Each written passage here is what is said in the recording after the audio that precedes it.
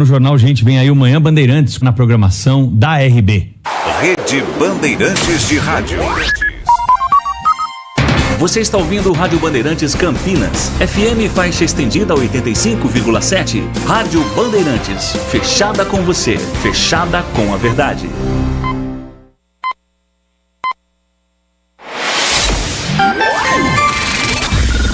Manhã Bandeirantes. Oferecimento.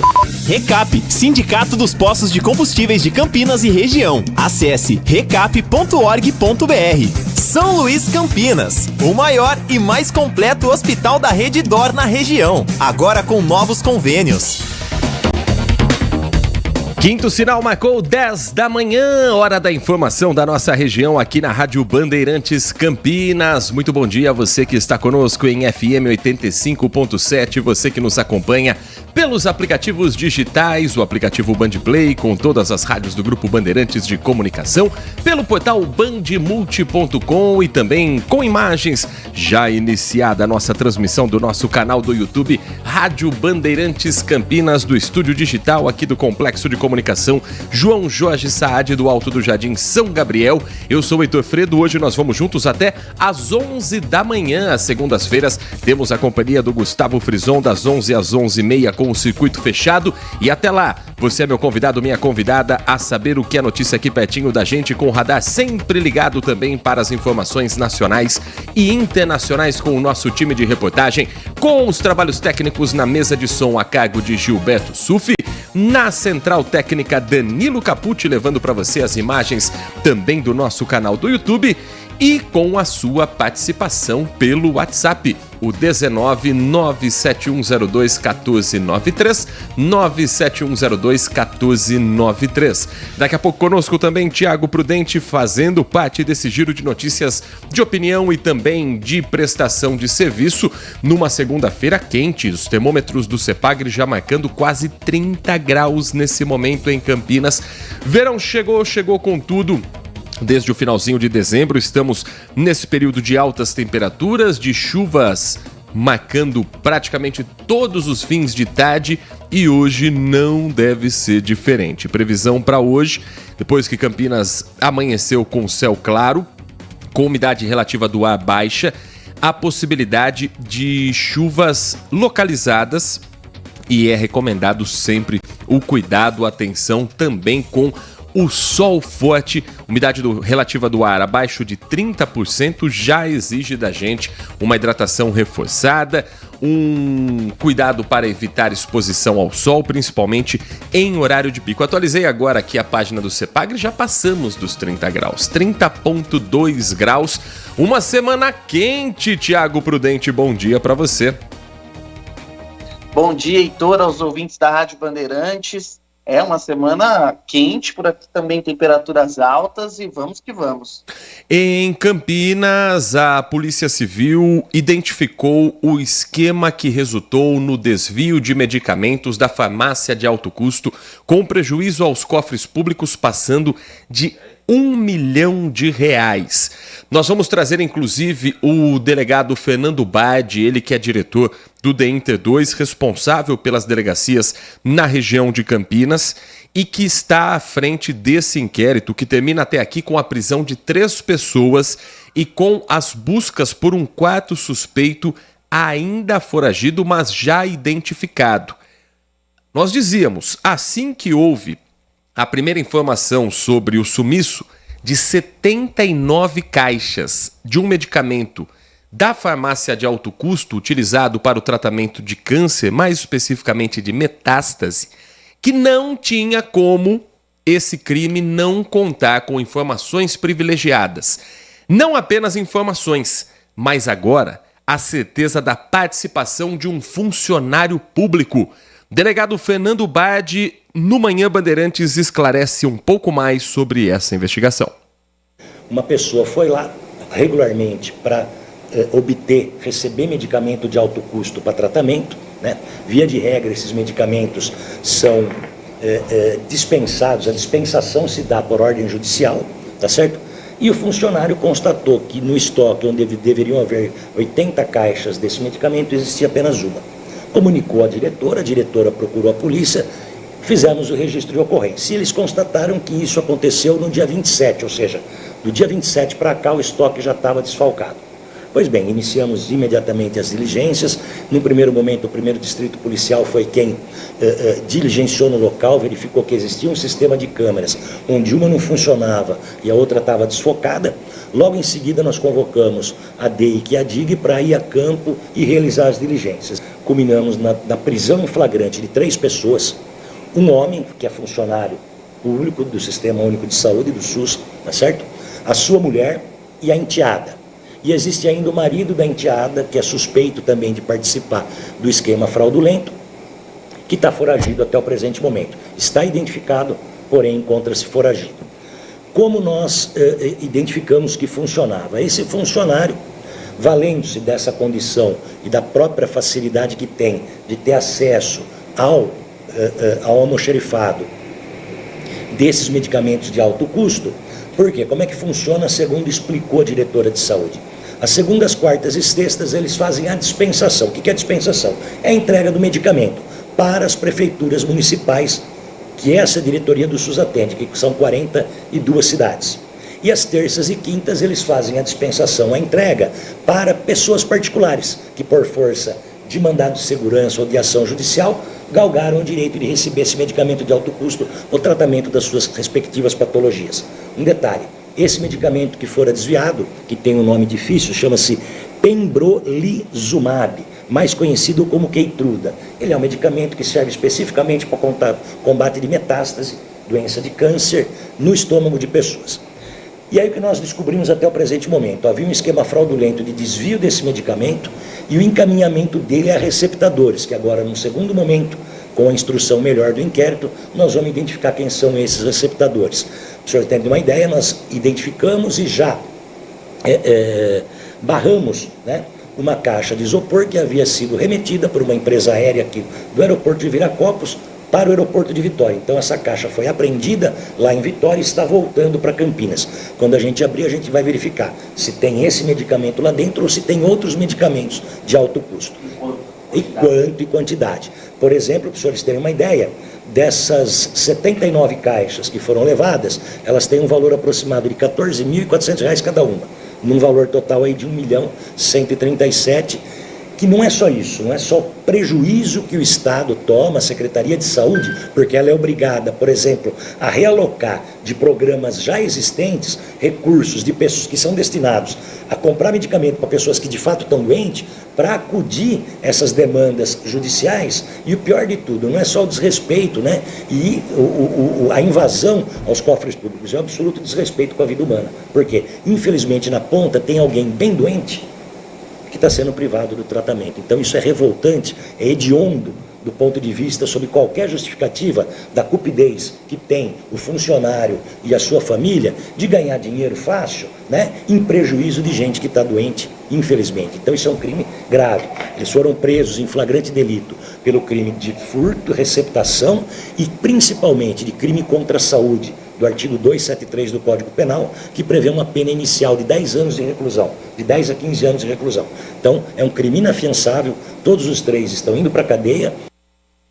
Esse é o delegado Fernando Bade, diretor do DENTER 2, responsável pelas investigações à frente da equipe que conseguiu identificar e prender 3 pessoas e já identificaram 4 suspeitos também da participação do furto de medicamentos da farmácia que fica no Departamento Regional de Saúde 7, que é o órgão do estado de São Paulo. Para quem não se localizou, é um prédio próximo à maternidade de Campinas. O funcionário detido cuidava do almoxarifado, tinha acesso à geladeira onde ficavam armazenados os medicamentos e não termina a investigação por aqui. Além desse funcionário público de 61 anos, a esposa dele de 60 anos, a enteada de 35 que respondem por receptação qualificada, participação em organização criminosa e crime contra a saúde pública, e também do marido dessa enteada que está ainda foragido, a investigação agora vai se debruçar sobre quem fez a encomenda desses produtos. Não é um tipo de medicamento que você saia vendendo de porta em porta, que você saia vendendo de farmácia em farmácia como se fosse um representante comercial. há muito provavelmente um esquema muito maior envolvendo esses remédios de uso exclusivo para tratamentos que exijam muitas vezes do paciente uma entrada na justiça. Muita gente só consegue alguns medicamentos desses, como caixas que custam 14 mil reais, depois de briga com o plano de saúde, depois de briga numa primeira instância, de recurso em segunda instância. Isso enquanto o corpo vai precisando desse medicamento para o tratamento o quanto antes. E é por isso que a polícia tem tanta pressa quanto a essa resposta que veio um dia depois da denúncia, da busca desse medicamento e de fechar de vez o esquema completo. Porque não pode ficar apenas, e apenas entre aspas, porque também é muito grave o que faz, o funcionário do almoxarifado de desviar. Tem muita gente ainda a ser investigada e a Polícia Civil não terminou ainda a apuração. Thiago Prudente. Não sei se vocês estão ouvindo uma furadeira aí, tá ouvindo, Heitor? Bem no fundo, mas tá tranquilo. Tem alguém fazendo alguma obra aqui próximo, vamos lá. Agora foi bom, agora dá pra ouvir bem. Agora voltou. Vai estar com trilha sonora hoje, não tem o que fazer aqui. Acho que é o morador de cima. Eu acho que um ponto importante, né, Heitor, é tentar agora o Estado verificar esse procedimento, né? Como é que esse funcionário conseguiu fazer essa retirada e ser notado só depois, né? Acho que precisa de um aperfeiçoamento nesse sistema de retirada de medicamentos. E agora seguir a investigação da Polícia Civil e punir os responsáveis. Crime em família aí, né, no caso, né? Mas eu acho que o Estado precisa agora, nesse momento, é aperfeiçoar esse sistema de controle, né, Heitor? Porque não dá para detectar tempos depois que o medicamento que é tão importante para algumas pessoas foi levado. Eu acho que esse é o ponto central nesse momento de medida efetiva que tem que ser tomada, fora o que está sendo realizado pela Polícia Civil. Porque se é um medicamento tão caro, tão necessário para algumas pessoas, não é possível que qualquer pessoa tenha acesso e retire sem nenhum tipo de problema. Porque basicamente, ouvindo a explicação da polícia, foi basicamente isso que aconteceu. Foi lá, retirou como se nada tivesse acontecido, armou o esquema ali com a família, e só foi notado ali depois que o medicamento tinha sumido. E poderia ter a chance de ninguém ter notado que o medicamento sumiu, né, Heitor? Inclusive, a polícia disse isso na entrevista coletiva, que nós, inclusive, transmitimos ao vivo no Brasil Gente na última sexta-feira.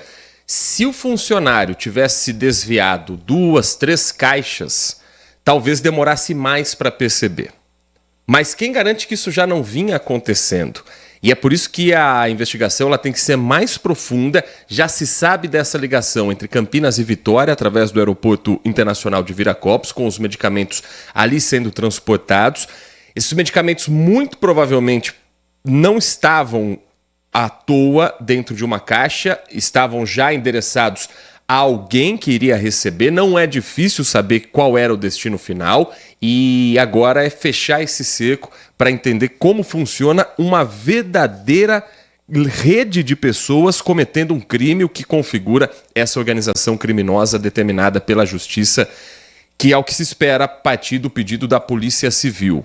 Porque estamos falando de algo muito sério, não é só prejuízo aos cofres públicos, é prejuízo a seres humanos que ficam sem o medicamento, a pessoas que precisam do tratamento imediato. E remédio, infelizmente, é tratado como mercadoria, mas uma vez sendo com um valor desse de 14 mil reais, o Estado tem que fornecer. E você chegar na farmácia e não ter porque alguém desviou, sendo que ele foi comprado com dinheiro público, é absolutamente revoltante. É um caso que precisa, de fato, de uma atenção redobrada em Campinas para que não se repita e para que todos sejam identificados. Só para dar os números exatos, cada caixa desse medicamento Pembrolizumab custa R$ 14.400. E o total do crime, prejuízo de R$ 1.137.000. Eu já acho um absurdo qualquer medicamento custar R$ 14 mil. Mas, uma vez sendo essa a regra do jogo, o Estado é responsável por pagar e também por investigar quando o medicamento não está disponível para o atendimento da população. Nesse caso estava, mas foi desviado por criminosos que já estão atrás das grades. 10h14, final de semana marcado por também ato de vandalismo no transporte público em Campinas. Aconteceu de novo. Um veículo da linha 134 do transporte público da cidade foi alvo de vandalismo mais uma vez.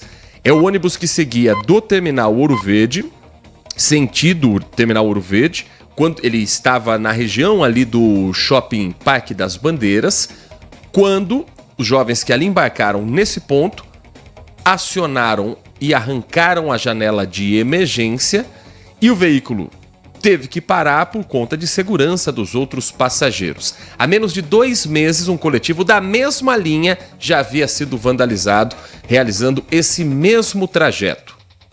Parque das Bandeiras, Terminal Ouro Verde. Segundo nota divulgada pelo Sindicato das Empresas de Transporte de Passageiros da região metropolitana de Campinas, o SETCamp, o vandalismo foi feito por jovens que haviam acabado de embarcar no veículo. Durante a viagem, acionaram, arrancaram a janela de emergência e a polícia militar foi acionada imediatamente para garantir a segurança dos demais passageiros que precisaram aguardar até que outro veículo da mesma linha fosse buscá-los.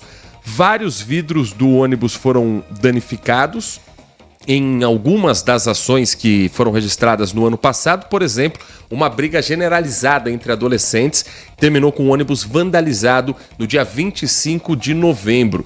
Isso tudo vai pesar na conta do trabalhador, na conta do morador de Campinas, seja ele usuário do transporte público ou não. Isso também pode, de alguma forma, fazer a diferença no processo para a escolha de uma nova empresa que está por vir no transporte público de Campinas, Thiago? Porque aí pode colocar no papel, olha, vocês têm uma média de prejuízo de tanto por mês por conta de vandalismo. Isso também pode fazer parte do novo contrato? Olha, primeiro que eu acredito que você falou tanto da instalação de câmeras nos ônibus, espero que esse veículo tenha câmeras para que esses adolescentes sejam identificados e punidos. O vandalismo é um problema, não só de Campinas, mas em outras cidades brasileiras que afeta o transporte público e, sem dúvida nenhuma, vai virar um argumento das empresas quanto ao custo que elas têm de manutenção e para manter esses veículos rodando. Então, esse é o primeiro ponto. Esses jovens precisam ser identificados e punidos, e eu acredito sim, Heitor, que vai virar argumento das empresas. Mas, ao mesmo tempo, vou fazer uma analogia aqui, e eu espero que os ouvintes entendam. A gente trata, por exemplo, esses adolescentes que cometeram esses atos de vandalismo que precisam ser punidos. Mas e as empresas de ônibus, que colocam ônibus velhos, quebrados, que é basicamente isso que acontece, ônibus que quando chove dentro do ônibus sem estrutura nenhuma. Isso também não é um ato de vandalismo contra a população, de empresas que recebem para fazer isso? E eu vou colocar mais, é pior do que os atos dos adolescentes, porque elas recebem para fazer isso. E aí usar de justificativa vandalismo para aumentar custo e tal, o vandalismo não é aceitável de maneira nenhuma. Mas o que essas empresas fazem com a população também é algo surreal. Surreal porque nós recebemos todos os dias reclamações de usuários do transporte público, de problemas diários.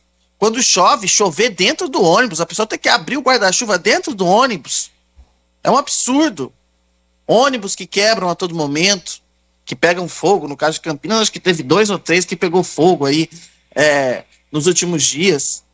Então, assim, sem dúvida nenhuma a gente tem que condenar o vandalismo, combater o vandalismo cometido, seja por adolescentes, jovens, adultos, independentemente de quem seja, mas também pontuar que as empresas também colocam ônibus de péssima qualidade para rodar e também cometem atos, eu sei que o nome não é esse, mas eu estou fazendo uma analogia aqui, atos de vandalismo contra a população, que levanta todo dia cedo, pega ônibus lotado para ir trabalhar, enfrenta perrengue quando chove, para voltar para casa é outro sacrifício.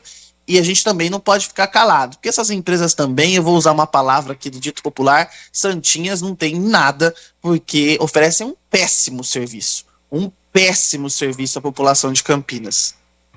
10h19, em 1 minuto e meio, Manhã Bandeirantes vai girar a informação também nacional, acionando a nossa equipe direto de Brasília para a preparação dos atos hoje que lembram um ano de 8 de janeiro.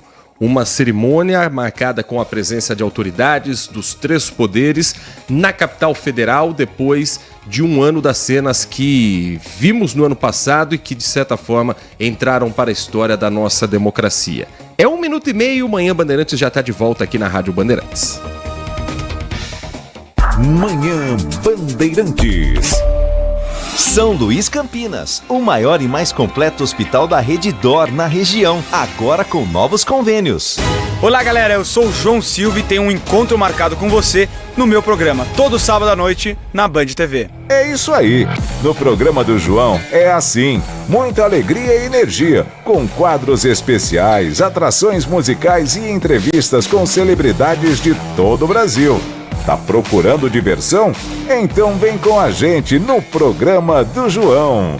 Todo sábado, 8h30 da noite, na Band TV. Consumidor, muitas vezes, a qualidade do combustível que você coloca no tanque do seu veículo pode ser tão diferente quanto o preço que você paga por ele. Por isso, procure abastecer em postos de sua confiança e exija sempre o cupom fiscal. É seu direito e a sua garantia. Recap, Sindicato dos Postos de Combustíveis de Campinas e Região. Acesse recap.org.br. O Hospital São Luís Campinas acaba de ser inaugurado. O maior e mais moderno hospital privado fora da capital paulista, com o padrão de qualidade da Rede D'Or. São mais de 48 mil metros quadrados na região central de Campinas. Centro cirúrgico de ponta com sala para robótica, ambulatório com mais de 50 especialidades, exames de imagem, pronto-socorro adulto e infantil e maternidade. Consulte seu convênio. Hospital São Luís Campinas. Também estávamos ansiosos por isso. Na programação da Rádio Bandeirantes Campinas, você tem voz ativa. 19971021493. Este é o nosso WhatsApp. Manhã Bandeirantes é prestação de serviço. E a prestação de serviço agora é para o motorista que segue pela região central para ficar atento às obras de requalificação da Avenida Campos Sales, que a partir de hoje voltam com intervenções de maior impacto. Na última semana já começaram algumas obras, como por exemplo a colocação, a pintura do calçamento, mas hoje as máquinas pesadas de volta na região da Campos Sales. Vão ser realizados trabalhos de recap do lado esquerdo da via, no trecho entre a Senador Saraiva e a José Paulino, com interdição parcial. Terminada essa etapa, vai ser feito o recap no trecho entre a José Paulino e a Francisco Glicério, nos 2 lados da via, de forma intercalada, então com a liberação parcial para o motorista. A primeira fase do retorno aconteceu no último dia 3, trabalho de acabamento em trechos da calçada, sem a presença de maquinário, mas já havia essa programação para que hoje voltasse o trabalho mais pesado nessa última etapa, ou nessas últimas etapas da obra da Avenida Campos Sales. Ao longo do mês de janeiro, a Avenida Expedicionários vai receber a reconfiguração geométrica, a requalificação das calçadas e alguns outros trechos também vão começar a ser liberados, inclusive com a requalificação do asfalto, das calçadas e da iluminação pública.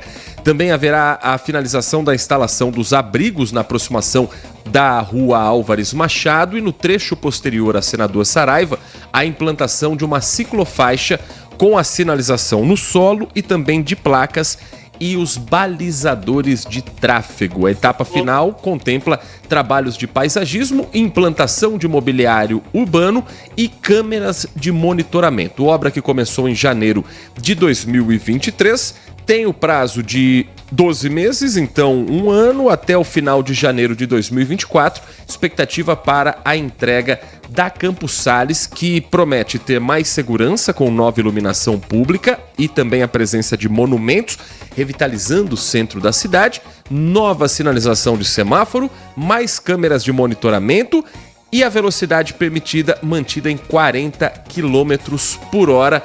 Campos Sales está chegando ao final da sua obra, uma das grandes apostas do prefeito Dário Saad no processo de reeleição também, viu, Thiago Prudente? Eu tô me sentindo na Campos Salles aqui, porque tá em obra aqui, tá fácil não, você tá entendendo? Mas é engraçado, Heitor, eu queria que você lembrasse comigo. O Jonas Donizete usou a Francisco Glicério como uma obra de campanha, lembra? Sim.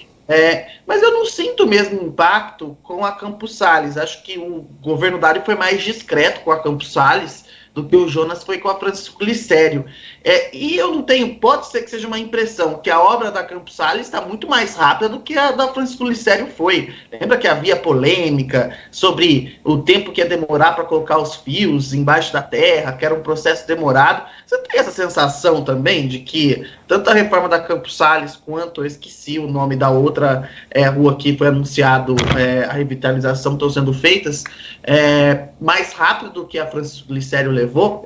Pode ser uma sensação, mas eu tenho essa sensação, não sei se o ouvinte também compartilha da mesma sensação. Não vou nem falar da 13 de maio, porque a 13 de maio foi uma obra que começou no governo Hélio e olha lá, foi só Jesus na causa para terminar, para usar um dito popular aqui. Mas não sei se você tem a mesma sensação, Heitor.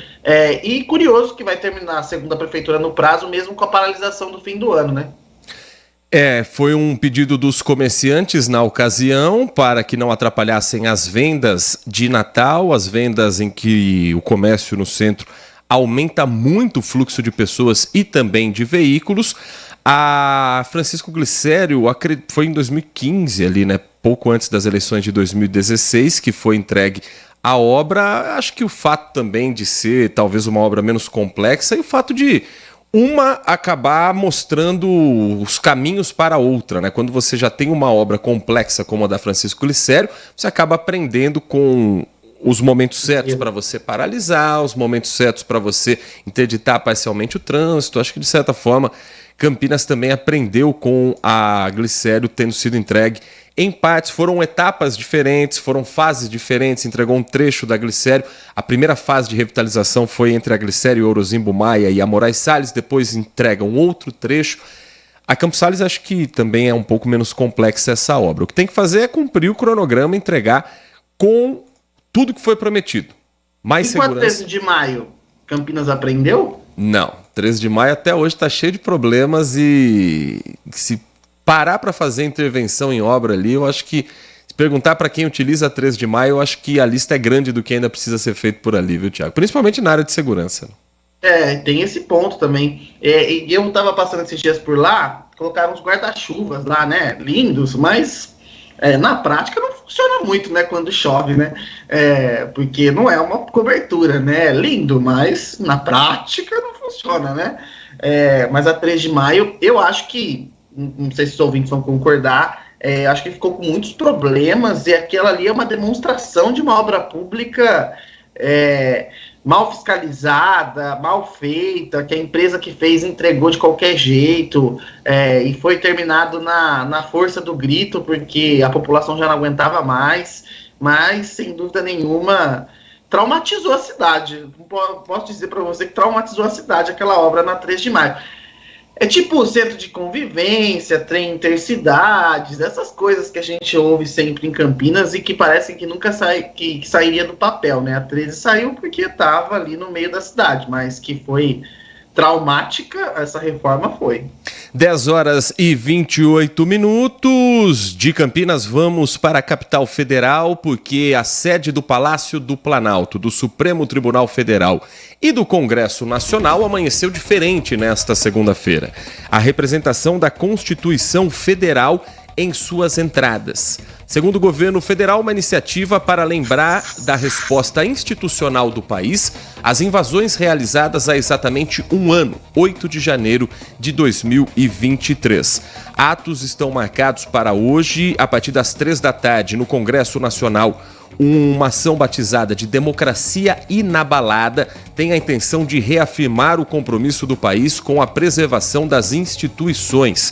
Vamos a Brasília saber um pouco mais sobre o calendário para hoje e a expectativa para os discursos de autoridades, nem todas presentes. O governador de São Paulo, Tarcísio de Freitas, por exemplo, vai enviar representante do governo do estado, mas não estará presente nesse ato que a Gabriela Veras vai acompanhar de perto. Já acompanha a preparação e conta os detalhes aqui no Manhã Bandeirantes. Bom dia para você, Gabriela. Um ótimo dia a você também, viu? Bom dia a todos que estão por aqui, começando a semana na nossa companhia. Exatamente isso. Algumas alterações já foram feitas para esse dia que relembra ali a resistência da democracia brasileira, né? Um ano dos atos criminosos que aconteceram aqui em Brasília, no dia 8 de janeiro de 2023, quando as sedes dos três poderes foram invadidas. Antes de mais nada, da gente falar dessa programação da tarde, vale a gente ressaltar que no trânsito as mudanças já estão sendo vistas. A esplanada dos ministérios, ali próximo ao Palácio do Itamaraty, sentido Praça dos Três Poderes, e também até o Ministério da Justiça, sentido Área Central de Brasília, rodoviária do Plano Piloto, já está totalmente ali bloqueada. Os carros não conseguem acessar ali aquela região ali do Congresso Nacional, Itamaraty, o Supremo Tribunal Federal, Praça dos Três Poderes, Palácio do Planalto e também Ministério da Justiça. Vale a gente ressaltar também uma outra informação, que é a de que muitos policiais foram destinados para essa operação que vai acontecer aqui durante todo o dia na área central de Brasília. E o que chamou a atenção é que o número é muito grande, muito alto de policiais. São 2.000 policiais militares do Distrito Federal. Vale a gente voltar um pouquinho no tempo, relembrar que naquele dia 8 de janeiro de 2023 foram destinados aproximadamente ali 300 policiais militares do Distrito Federal para aquela operação, né, em que as sedes dos três poderes foram invadidos. Além de policiais militares, hoje aqui teremos também o reforço da Força Nacional, com homens, com militares da Força Nacional, que também farão aí, portanto, a segurança da esplanada dos ministérios e principalmente dos prédios públicos. À tarde, aí sim, vai acontecer um ato no Congresso Nacional, no Salão Negro do Congresso Nacional, com a presença dos presidentes dos três poderes, presidente também do Tribunal Superior Eleitoral, ministro Alexandre de Moraes. A expectativa é que o presidente Lula faça, inclusive, um discurso reforçando a vitória da democracia frente a esses atos que aconteceram aí no ano passado, que marcam aí um ano, né? Hoje, que marca um ano desse acontecido. E ele passou exatamente o fim de semana inteiro dando ali os últimos ajustes, as últimas alterações nesse discurso. De acordo ali com pessoas ligadas ao presidente Lula, não vai ser hora de improvisar, que é algo que Lula faz com muita frequência em seus discursos. Ele vai ler esse discurso ali na íntegra e vai enfatizar também essa defesa da democracia, a vitória da democracia e também a integralidade dos três poderes e também uma melhor relação entre eles, principalmente entre o Supremo Tribunal Federal e a Presidência da República, que teve ali alguns episódios ao longo do governo passado, alguns episódios de polêmicas, né, de agressões ali, mesmo que veladas em falas do ex-presidente da República e também de alguns ministros. Então, esse é o cronograma para hoje.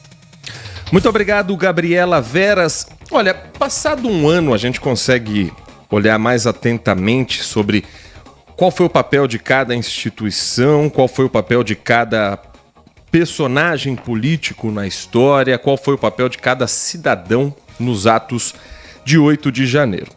E num primeiro momento, nos primeiros dias, quando houve inclusive o encontro de muitas autoridades de diferentes partidos, de diferentes ideologias políticas, todos defendendo a democracia, era muito raro você ver alguém defendendo o absurdo que foi o ataque em 8 de janeiro. Hoje, passado um ano, eu vou abrir aqui nosso WhatsApp.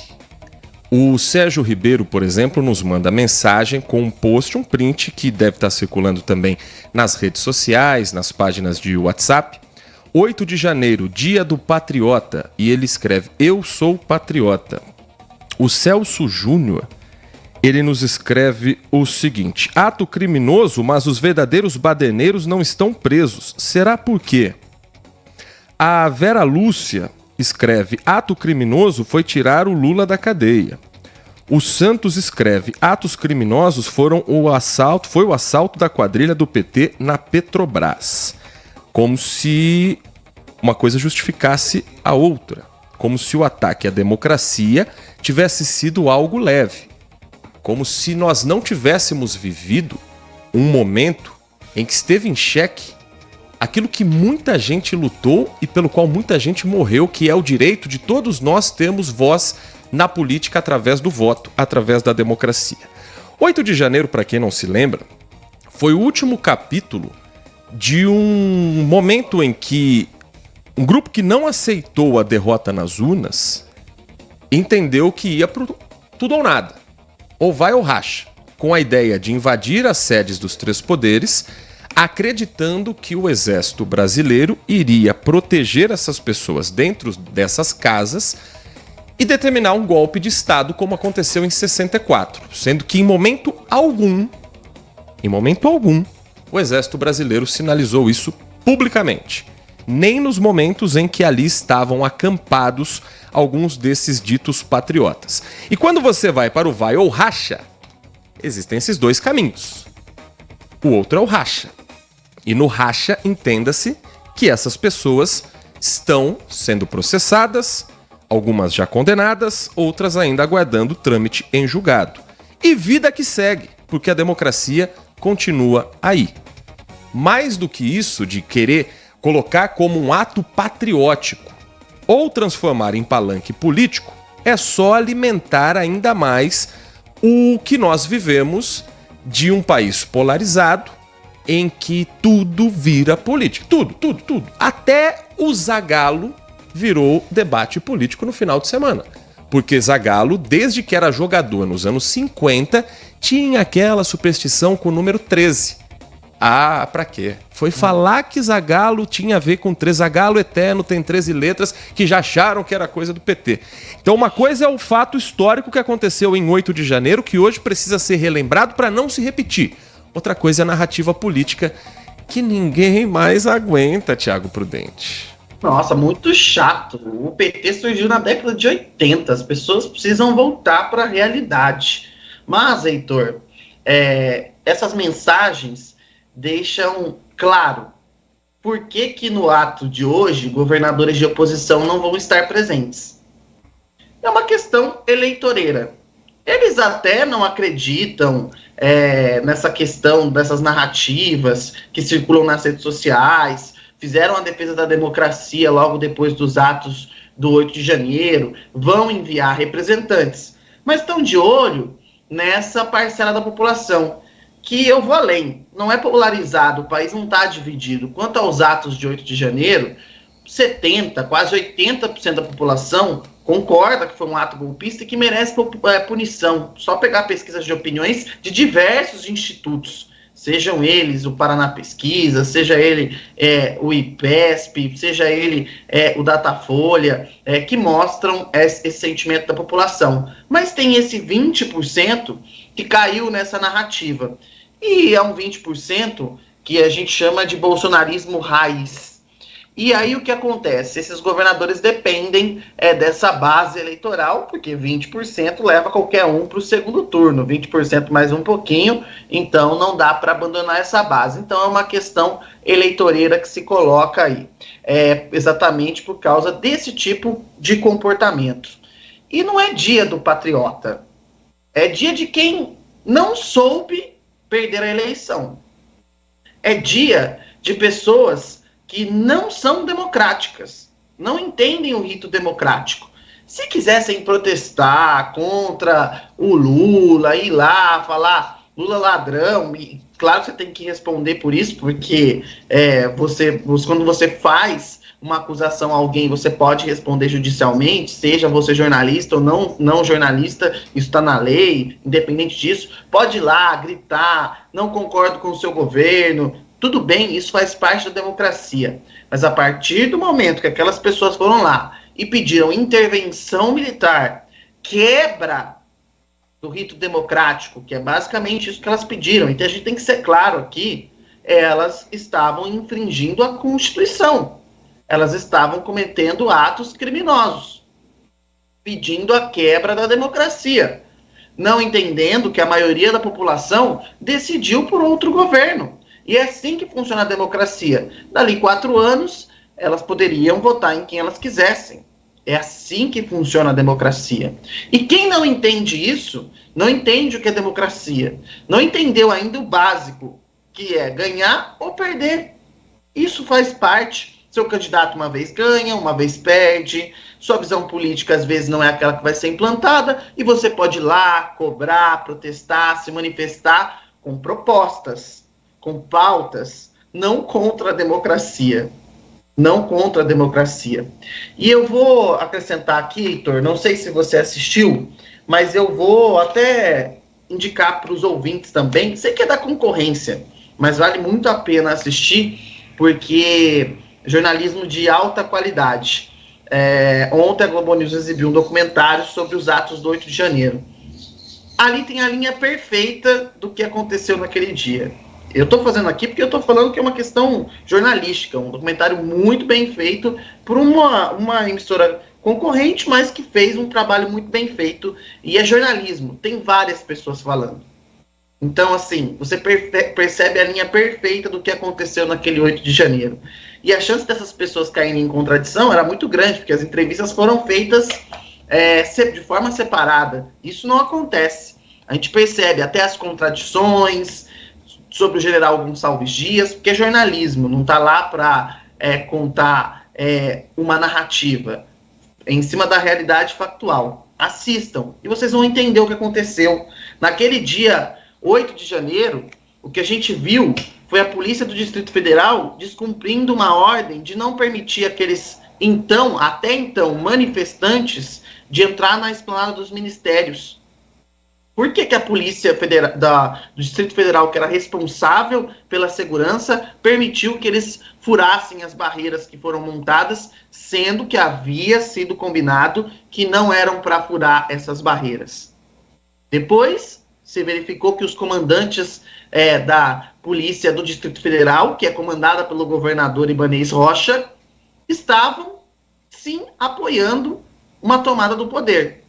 Por isso que estão presos. Depois a gente vê a luta da polícia do Congresso, lutando para proteger o Congresso Nacional. E só não morreu alguém ali, eu não sei por quê, porque todos os elementos para alguém ter perdido a vida naquele momento. A polícia do Congresso que lutou bravamente para proteger policiais, e as câmeras das bodycam dos policiais mostram uma luta ferrenha, as imagens de câmeras de segurança, imagens de celular. É um negócio impressionante. No Palácio do Planalto, a gente vê a inação do batalhão do Exército em proteger o Palácio do Planalto. Poucos assessores que faziam parte do GSI protegem. E protegem um único lugar, que é o gabinete do presidente. E aí um deles diz o seguinte, Heitor, fala assim: eu não podia permitir que eles invadissem o símbolo máximo do poder da democracia no país, que é o gabinete do presidente, que é a figura eleita pelo país todo. Imagina só um manifestante, no caso um golpista, porque depois, até aquele momento, não se definia exatamente o que era, sentasse na cadeira do presidente. Mostra a inação, mostra a contradição, mostra que pessoas precisavam ser punidas e têm que ser punidas ainda dentro do Exército Brasileiro, dentro do governo também, porque a inação, um apagão geral do GSI, o STF que foi completamente destruído, e ali é exemplo do ódio que essas pessoas tinham pela justiça brasileira, que foi exemplificada ali no Supremo Tribunal Federal. Não há justificativa para o que aconteceu naquele dia. Vandalismo puro, ódio puro. E depois de ver todas essas imagens, inclusive imagens do lado de fora do Ministério da Justiça, que foram retiradas pela Polícia Federal 4 dias depois, porque eu fui ver os relatórios depois do documentário, que a Polícia Federal esteve no Ministério da Justiça e retirou todas as imagens e apenas pegou as externas, que é aquelas que interessavam para a investigação, segundo a Polícia Federal, mostram a violência do que aconteceu nesse dia 8. E para concluir, depois que a intervenção federal e o Capelli assume e os manifestantes golpistas são empurrados para o acampamento que fica em frente ao QG do Exército, a gente vê uma cena que eu não sei se você lembra, Heitor, blindados do Exército posicionado, a Polícia do Exército e a Polícia do Distrito Federal, frente a frente. E ali a narrativa dos ministros e também de pessoas que estavam ali, do embate, feito com então o comandante do Exército, General Arruda, e então o comandante do Planalto, Dutra, sobre que eles queriam evitar que aqueles manifestantes, que assim eles chamavam, golpistas, fossem presos. O que demonstra, sim, que a maioria da cúpula do Exército foi legalista naquele dia. Garantiu a Constituição e fez a sua função. Não salvou o Brasil de um golpe militar, porque o Exército cumpriu o seu papel, que é um papel de Estado. Mas haviam figuras ali que queriam, sim, a tomada do poder. E as atitudes do então comandante do Exército mostram isso. Na fala de várias pessoas. Tudo termina naquele dia 9, com a prisão desses golpistas, que hoje uma parte já foi julgada, condenada, e são criminosos, a gente pode dizer isso, e a outra parte está sendo julgada. São suspeitos de terem cometido uma tentativa de golpe de Estado. São suspeitos, enquanto não forem condenados, eles são suspeitos de terem cometido esses atos. Agora, diante de tantos fatos, diante de tantas situações, as pessoas ainda acreditarem em uma narrativa mentirosa, que é basicamente isso, fantasiosa, que é basicamente isso, fica, no mínimo, incoerente, estarrecedor que uma parcela da nossa população ainda acredite que houve ali uma tentativa do próprio governo dar um golpe em si mesmo, que 5.000 manifestantes seriam infiltrados, o que não foi, o que a gente vê nas imagens é vandalismo puro. E tem mais. Fica muito claro que havia pessoas ali que sabiam exatamente o que estavam fazendo. E depoimentos de pessoas presas demonstram que alguns deles passaram por treinamento para estar ali. Depoimentos que estão no inquérito que está no STF. Pessoas treinadas. E eu vou dar um exemplo aqui. Quem já viu a tropa de choque trabalhando, sabe que não é fácil ficar em frente à tropa de choque. E esses manifestantes enfrentaram a tropa de choque. E os policiais que quase morreram fazendo essa defesa, disseram, eu nunca tinha recuado na minha vida, mas aquele dia eu precisei recuar diante daqueles golpistas. Tamanha a selvageria, tamanho o que aconteceu naquele dia. Então fica aqui, eu estou elencando esses pontos para que não haja dúvida do que aconteceu naquele dia. Foi uma tentativa de golpe de Estado.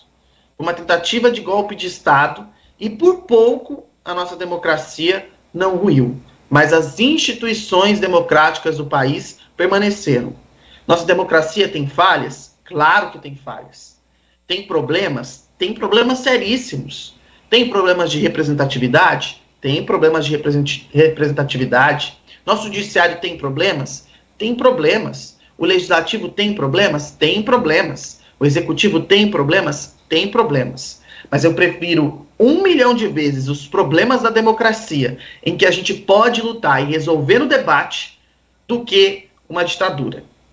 Do que desrespeitar o voto da população. Desrespeitar o seu voto. Quem você escolheu. Talvez você tenha escolhido um candidato que não venceu, mas você teve o direito de ir lá e escolher quem você queria para administrar o país. Para que a sua visão, se é aquela igual do candidato que você escolheu, fosse colocada em prática. Então, não há justificativa. E eu espero que os mandantes, financiadores, os intelectuais por trás desse golpe, também sejam punidos. Não só as pessoas que quebraram lá, porque elas também merecem punição e estão sendo condenadas, mas financiadores e mentores. Vale destacar aqui, tinha muita gente ali que não foi preparada, realmente. Idosos, mulheres, crianças, adultos, homens, que estavam ali empurrados pela multidão, que foi o efeito manada. Muita gente. Esse pessoal tem que ter punição? Tem que ter punição sempre que estava ali, mas não é a punição de que alguém que entrou, quebrou, atacou a polícia. Por isso tem que ser individualizado. Mas essas pessoas foram, infelizmente, levadas pela desinformação, por uma narrativa que transformou essas pessoas em zumbis políticos, que foi basicamente isso que aconteceu, e levou elas até aquele lugar. E eu fico com pena dessas pessoas, porque são pessoas do nosso dia a dia. Pode ser o seu vizinho, pode ser o seu amigo, pode ser o seu parente. Existiam pessoas preparadas, mas muita gente também lá, e a gente tem que ponderar isso. O que não tira a responsabilidade de estar lá. O que não tira a responsabilidade de pedir uma intervenção militar. Mas as pessoas que influenciaram essas pessoas, as que precisam ser punidas e que até agora não foram. Então é importante que sim, essas pessoas também sejam punidas. E aqui não é caça às bruxas à direita, a quem quer que seja. É caça às bruxas a quem ofendeu e a quem tentou acabar com a democracia.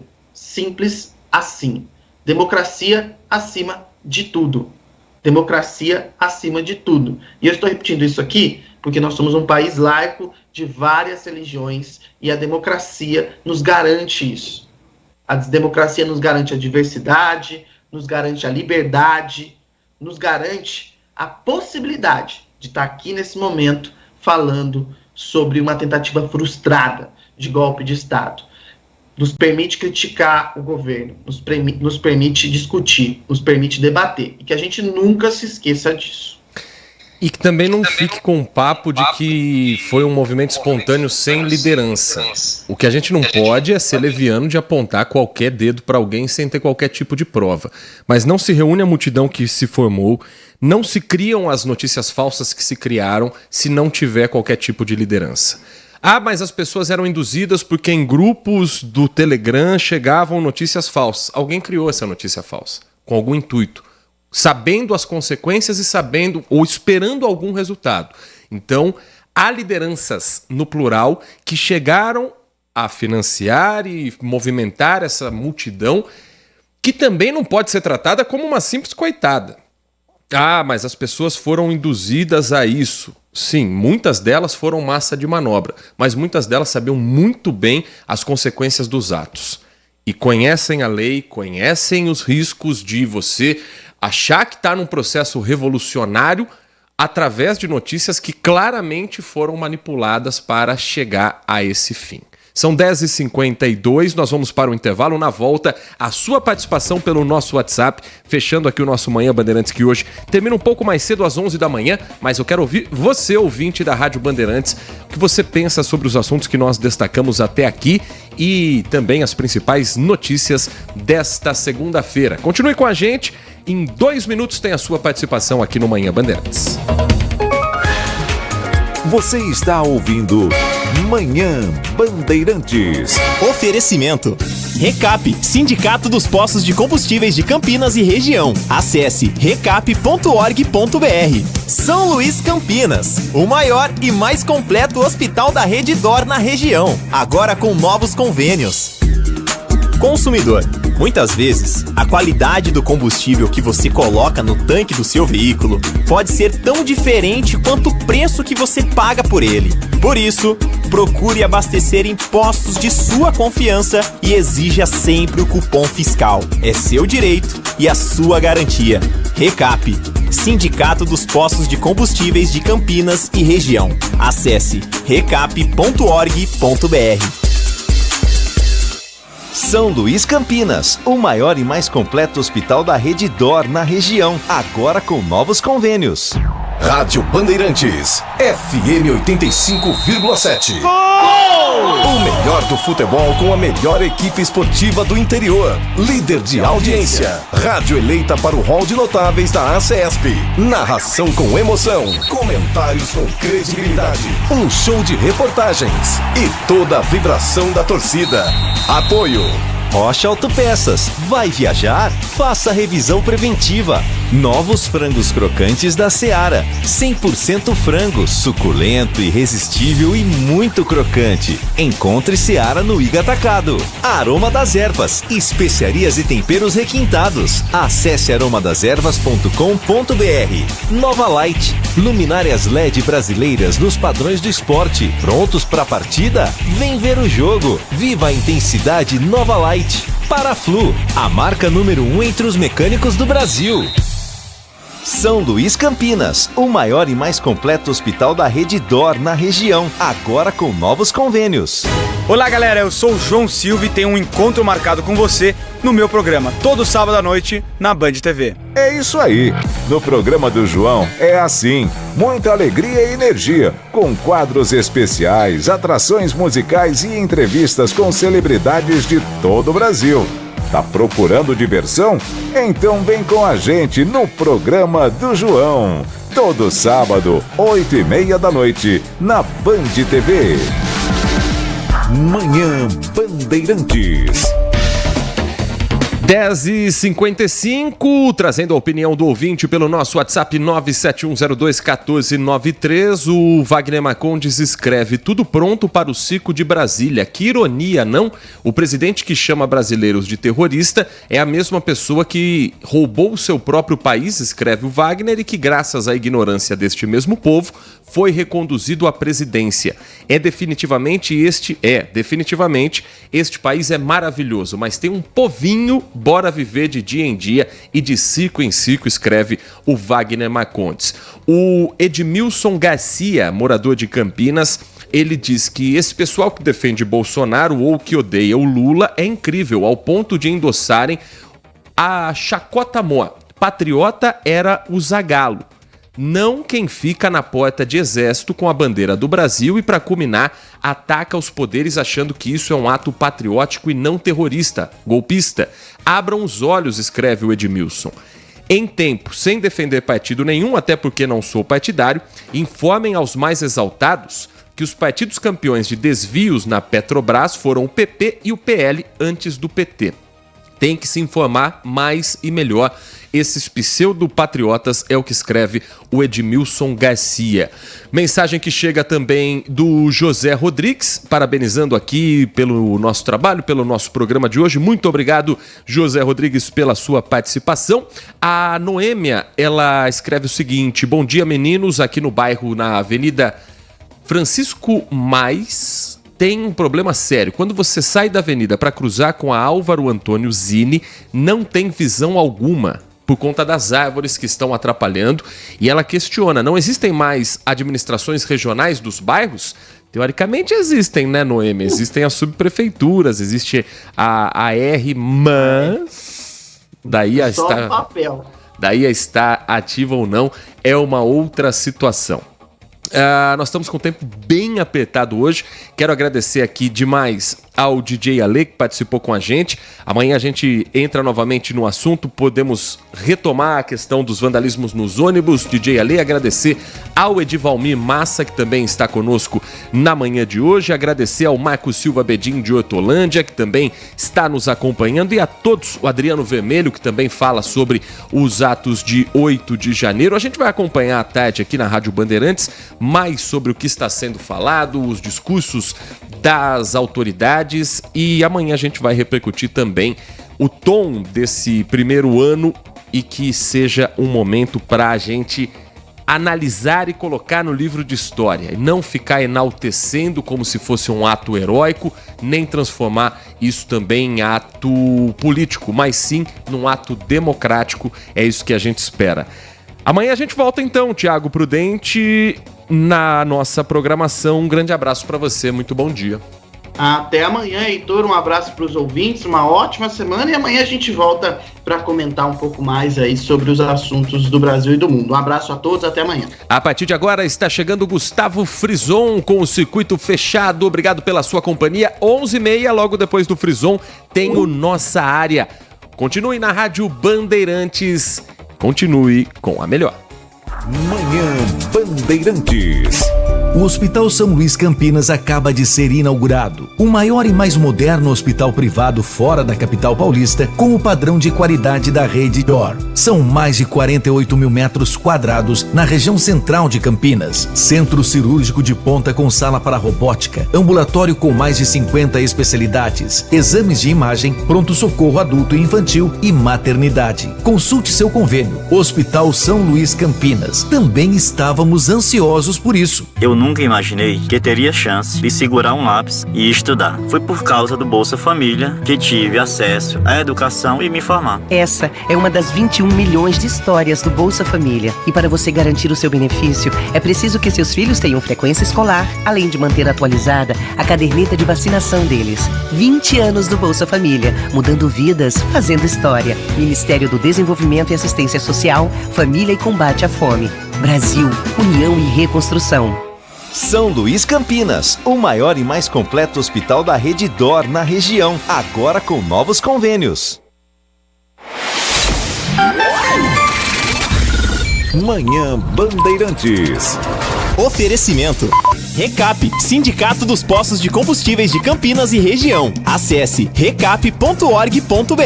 São Luís Campinas, o maior e mais completo hospital da rede DOR na região, agora com novos convênios.